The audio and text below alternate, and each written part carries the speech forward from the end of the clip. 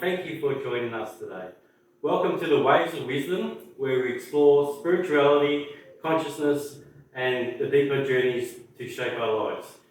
Today we are joined by Tennessee Charpentier, if that's how I pronounced it.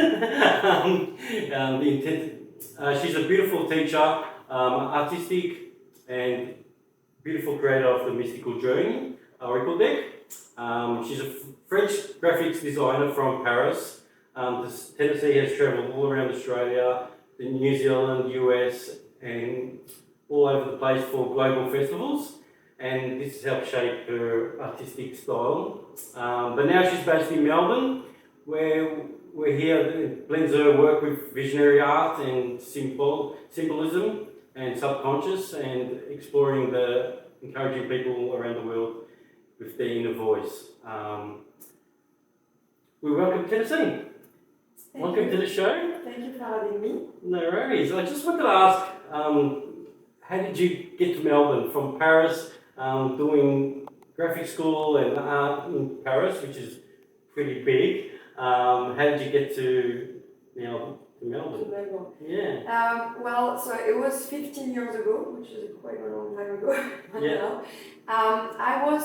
I had a master's degree in graphic design, and I worked as an art director for 2 years in Paris. Okay. I was working for fashion brand. I was making window display and showroom for them as a decor.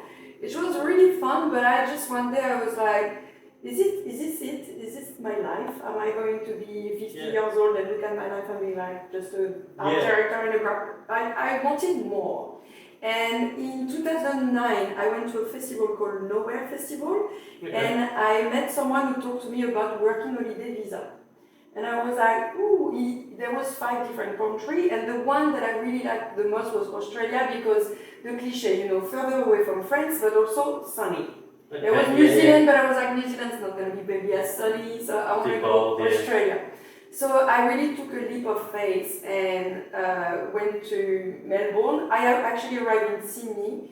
I did the cliche backpacker, bought a van, did a tour in Australia with the van. And I just loved it. And then I tried so many, I just wanted to stay, so I tried to just find a way to stay. Okay, so you just left you pretty much pack your bags and see you later, I'm going. Pretty much. Wow. All the family, the comfort zone, which is, I really advise people to do that, because that's where magic happened. I needed, my soul wasn't happy, I was actually quite depressed. Yeah. And I needed something new, and I think that was so radical, that was exactly what I needed. Yeah, I think you probably, sometimes I reckon you reach rock bottom, and then you just said, stuff it, like that, and I'm going to do it, That's it. I think that's why your art has become so good, and you see so many people like Ed Sheeran, they were buskers, and now look where they are, Mm-hmm. So I'm glad you've gone into, it just happened for you, I guess. Yeah. You don't know how it happens, but like me, I was a brickies labourer, and now I do a crystal shop. It's completely different, So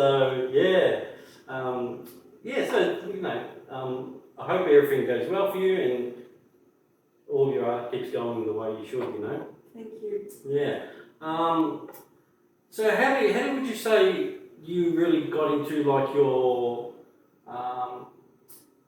artistic journey when it comes to your Oracle deck, and what made you do your Oracle deck? Oracle deck. So I did a couple of festivals to show my art, right? Mm-hmm. So I had maybe only 5 or 6 paintings, and I took again another big leap of faith and went to do a Mind Body Spirit Festival stall.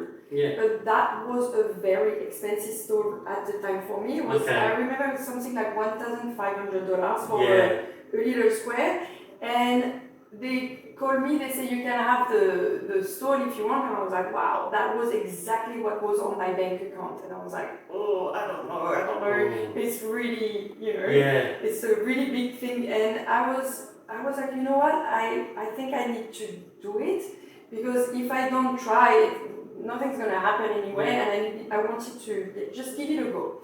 and to come out also of the festival, because I show my art at festival, but I wanted to try to have another type of Yeah, make it bigger, which is Mind Body Spirit Festival is more like Oracle card deck and stuff. But I didn't even know that. I just was like, let's try something new.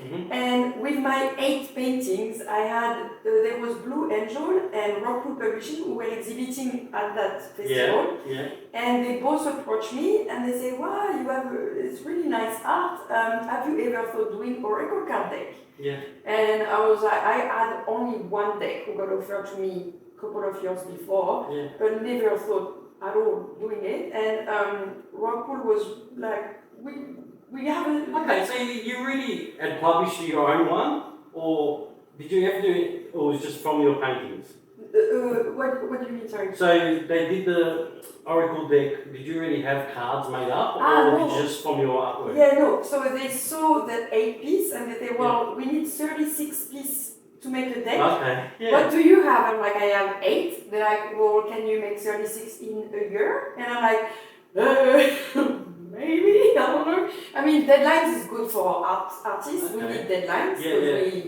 need it. Why do you need the deadlines for that? Is that because they print them all together with a few other decks?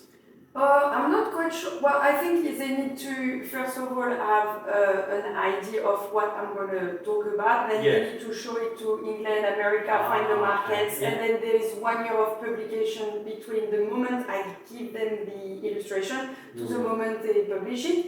So, 1 year, it's like the time for them to try to get some interest about the deck. And then it gives me time then to make it. But so I had 8 piece, and then fortunately for me, it was COVID at that time. Yeah. COVID happened like maybe 6 months later, so I had just time to paint and stop the festival. So I paint after one piece after the other, and I was very lucky because they let me paint what I wanted. They didn't tell me what to do. Yeah. And every single piece are like inspired by my life and what happened in my life. Yeah. My pain, my suffering, my hope, my manifestation. So it's everything in a box. 5 years of my life in a box because I have 8 pieces that I made over 3 years maybe, and the deck over a year and a half or 2. I don't remember exactly, but Yeah, like I've used these cards before in I do a weekly oracle on my Instagram channel. That's why, I asked you, why did you make these? Really, I guess you said they just came along. Can you do some paintings for me? And you've done your life for the last 5 years. But I do see them as a healing deck. Oh, absolutely. I think it's because we all go more or less through the same thing in life. And because I took my time to do it, even though the deadline, they gave me actually a little bit more because it was very tight. Yeah. But I think because I'm living, for example, you have a breakup, everybody go through that. So then you got the card letting go. And so, of course, you're going to shuffle the deck and you're going to get the letting go card and you'll be like, oh, it resonates. It doesn't have to be a breakup, it could be letting go of something completely different.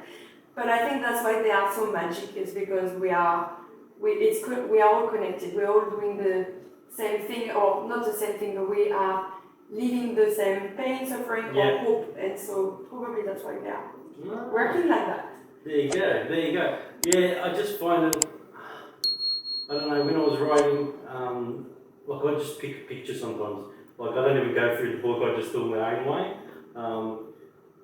How would you, if you tell someone that picks up your cards for the first time, how would you get them to learn these cards? Would you tell them to read the book, or would you say just look at the picture and do what comes out of, Yeah, it could be both. I've worked with symbology to express a feeling, a meaning. So maybe just pay attention to what is the moon. The moon is a symbol of new beginning, of change. So maybe if you know that, maybe you don't need to read the booklet and you'll be like, oh, something new is gonna happen. It's a new chapter. But also, if you don't really know and you think the picture doesn't talk to you so much, obviously there is a title. For example, this one is Inner Child. That says already a lot. Or also go check the number and read it in the book. I think it's nice to read also the meaning of the author, but if you feel like today I just did like this workshop, and someone was saying to me that he just look with the color and it's the aura, and he work with just the color of the card and what the aura and the color means for him. So I guess there is so many different ways. There's no right way or wrong way to do it. Exactly. I guess whatever inspire you. Yeah, like I do see, like someone will see the card completely different than you or me, and that's why I don't think there's no wrong answer. I do feel like sometimes it does, how would you say, like channel a message to you or to anyone who picks up these cards. I do feel like the imagery or symbolism, even if there's like a frequency in the card, like I do feel like things have frequency, and colours like have frequency in certain things, like just like your chakras, different, solar plexus, for example, is yellow. You know what I mean? I do feel like they symbolise a frequency as well. I think so too. It's like how do you call it? It's synesthesia. Yeah. You see the color, like the color are like a taste. Like it's almost like that. We could see it that way as well, for sure. When I create it, though, I feel like I totally channel. Like for example, I would create a piece with connecting just with my emotion and like how I feel. Yeah. But I don't really know what I want to say, and it's only after when I fully channel and draw the thing that I'm like, oh my god, this is what that means. Know? So maybe someone who are going to pick the card's going to be the same, probably. Yeah, like I just feel like some people, some tarot card designers or oracle decks, they don't even see that they're doing that, but they actually are, with their colours. And sometimes people interpret different things, and it's at that moment and that time they need to interpret that message. And so I think your cards are so beautiful, but artistically drawn in a different way, which I love, I'd say well done for those. I guess with those cards too, there's one question I'll ask. Is there one card that it means the meaning to so much to you? Or has made you... There is a lot of cards that means a lot to me. Yeah. I don't even know if I have a favorite card. Yeah. Maybe the one that I kept the original. Maybe. There is one where it's called the Healing Hand. And I actually kept the original of this one. Healing Hand? It's blue hands in the desert, and there is a cathedral connection. That one I really like it. I kept the original. I don't think I want to sell it. Not now anyway. Yeah. Maybe I'll get bored of it, but right now. Which one was it? What's it called? It's called the Healing Hands. Healing Hands. And it's a blue hands. Oh, like this one, from the ground. I don't know if I really like that one. It was really hard to paint the cathedral, I remember. It took me, it's a big canvas actually, and to paint temples, it's really strong, hard and straight, so you have to be really precise, but also because I wanted to create transparency. So it was very hard to make something solid but transparent. So it was a very hard one, but I really love this piece. Maybe also because it's a bit Dali-esque. What made you paint this image? Well, I mean, I don't know, this is my interpretation of it because it was at that time, but it was during COVID, March 2020 when I did this piece, and our world was completely crumbling apart, and now we know what happened, but we didn't know, we were like, what's going on, everybody is in pause, and so that's why the land is crackling, everything is collapsing. At the end, on the bottom of the card, you can see a woman in a cross position, and she's floating in the water, and from her heart there is like this energy line where like coming like a prayer, and the hands are like coming together, and there is like that connection between our ring and the universe. And to me it was kind of a universal prayer for all of us to be okay, because we really didn't know at the time what happened. Now we know. Okay. And I called this piece Relax in the Unknown, which it became the healing cards, which is slightly different. But that's the reason why I did it, it was this. But at the beginning, again, I channeled it, I didn't know. I just wanted to do a desert, I wanted to do cathedral, I wanted to do blue hand, I wanted to be a little bit like Dali. And then after I was like, hey, maybe it's crumbling apart because the world is crumbling apart, and that's I found a meaning after. But at the beginning, I put myself out of the creative process. I just make it, and then after I feel okay, this is a message. Yeah. Yeah, I see like this different, like I say, from like you've come from the dead and you're going to the stairs of heaven sort of thing, See, that's why I like it, because Yeah. everybody has their interpretation. At a festival one day, there's a couple and they're like, oh, it's so cute, it's us, it's my hand and your hand, and we're like connected. I'm like, I never saw it that way, that's great. That's why I love listening to people that don't say the meaning first, because they always surprise me with another meaning. And that's why they are intuitive, and you should read them the way you want. Yeah, like I love this one, Letting Go, this one. Yeah. That's so good, Grace. This one is almost having a sound. The big mouth, like the big, like I don't know what it's like, this Hindu god or whatever, is like it's like angry at the end, and the columns when are coming towards you, you can feel like him being like raging towards you. It feels like there's a sound to it, and it's called letting go because there is that all those emotions you're going through. So the water is the pain, the sorrow, the pain and the suffering is more the hole that you can have in your heart. The woman trying to let go, but she's also angry, so there's like that thing. So it's like all those emotions mixed together, but at the end you got that light and life in the throat. And so you know that if you let go of all those emotions at the end of the tunnel, there is life and light, so everything will be okay. Yeah.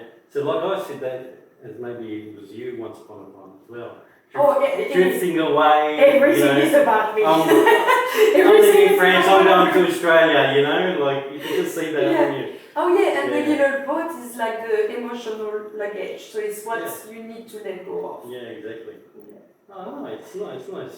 I'm glad that everyone sees cards differently, and you must be so inspired when someone says that about your cards. Oh yeah, I love it. It's always so magical to hear the story behind, like people like some friends tell me, oh, my partner is really not into it, he doesn't believe in it, but he decided to do it, and then he got this one, Redemption, the cover is called Redemption, and he started bursting in tears reading the thing because it was so accurate, and I was like, wow, I love hearing this type of story, and I've got so many people writing me saying, wow, they are incredible. So I'm like, it's really nice to know. Look, it's just like when I do tarot for people, sometimes you don't even know what you're saying. You could just say a number to a person and mean something to them, not burst out in crying. Absolutely. So it could be even one day like you think these cards don't do nothing, or they're just a game, or but one day it will hit those people that just out of nowhere that don't believe in the oracle decks, and it happens. I guess that's the magic of them, I reckon. I'm glad you've found that out. So I'll just like to say thank you for coming on. I hope we have you again here and have more workshops in the future, and I hope your work gets all over the world. One more last question I want to ask you actually. Have you got another deck that's coming out? Is it anytime soon? Because I know this one was 2022. 2022? Yeah, so have you got anything else coming on? Yeah, so I'm working at the moment on a new oracle card deck for Rockwood Publishing, but I am not the author. I receive a text and I need to illustrate it, and I am doing it with my partner Wesley. And I'm also working, but it takes time because I want to, this is all very meaningful cards, and I don't want to be rushed with a deadline. I won't have time to write my second oracle card deck where I will be also the author and the painter. But that will probably come later on, but I already have a couple of pieces for it. But I saved them for the next one, which will be just my one. But the next one I think will be released in December 2027, the one for the other author. Okay, cool. All right, so thank you for coming on today again. It was my pleasure meeting you, really. And you came to my shop to do a workshop, and I hope we get you back soon. And thank you for doing the podcast. as well. And also I'd like to say thank you to everyone for joining us today on the Waves of Wisdom, and I hope this conversation inspires you and your intuition grows and explore your own wisdom as well. If you enjoyed this episode, please subscribe and like the channel. Until next time, stay curious, stay connected, and keep riding the waves of wisdom. Thank you.